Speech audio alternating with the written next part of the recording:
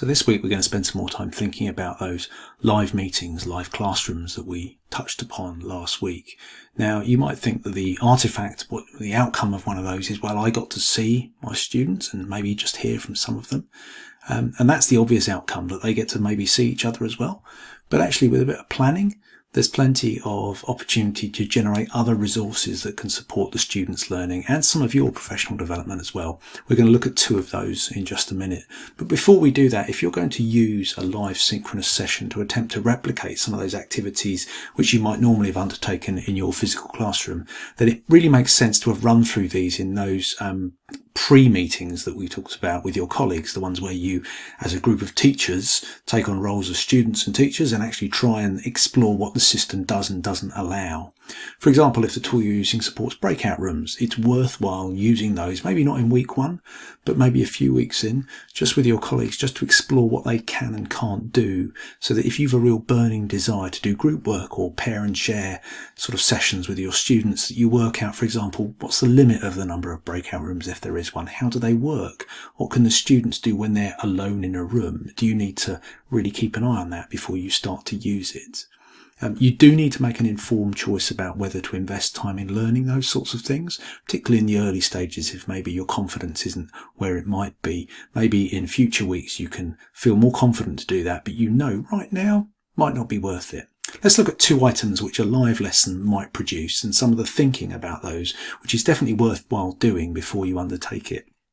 The first element is recording.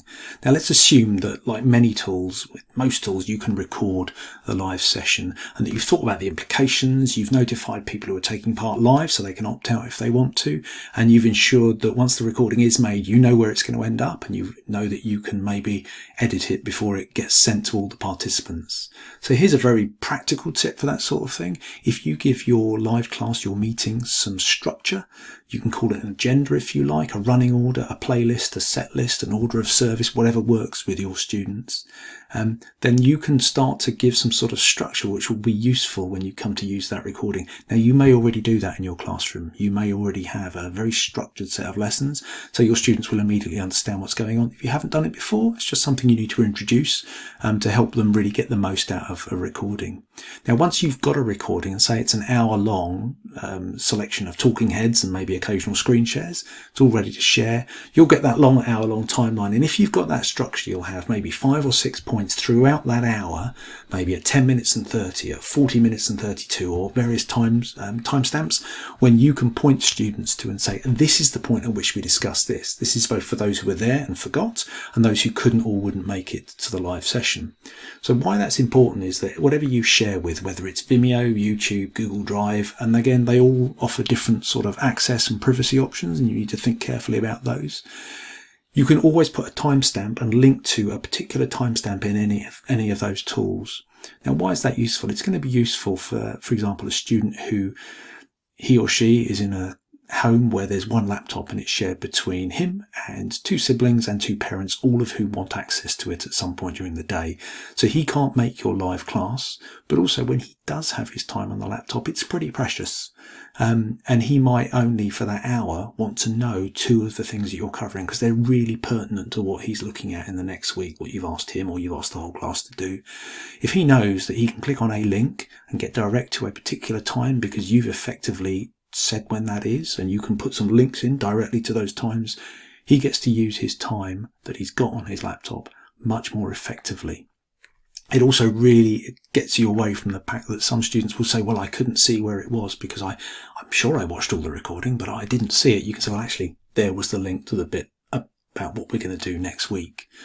The second element is thinking about a transcript. Now, a transcript is something that can be created automatically by some tools, and in other tools, there's the option to do it later on.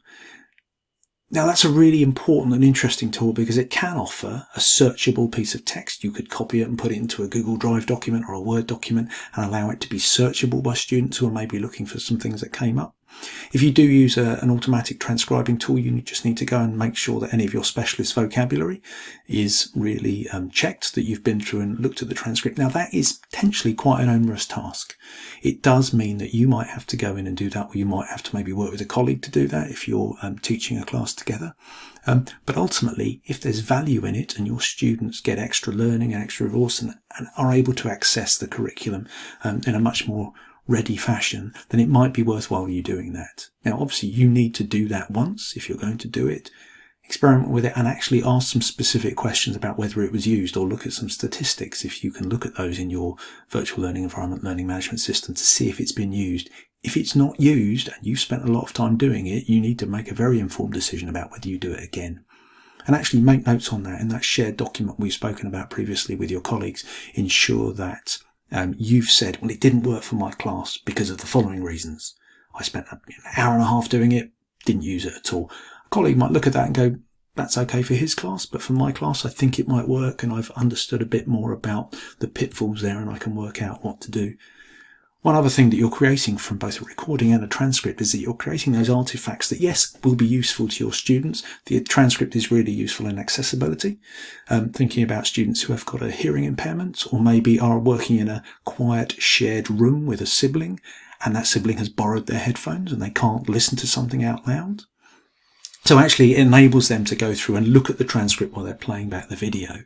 But actually what you're also creating is something that you can look at to inform your own next steps in using this. You can also, if you're feeling brave, share it with a colleague and get their take on it. And you can also look at theirs and get ideas and look at the practice to implement yourself, and some of them practice maybe to avoid.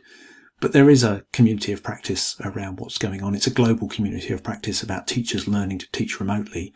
But ultimately, it's that sharing with your colleagues that might be really useful for you in your local context.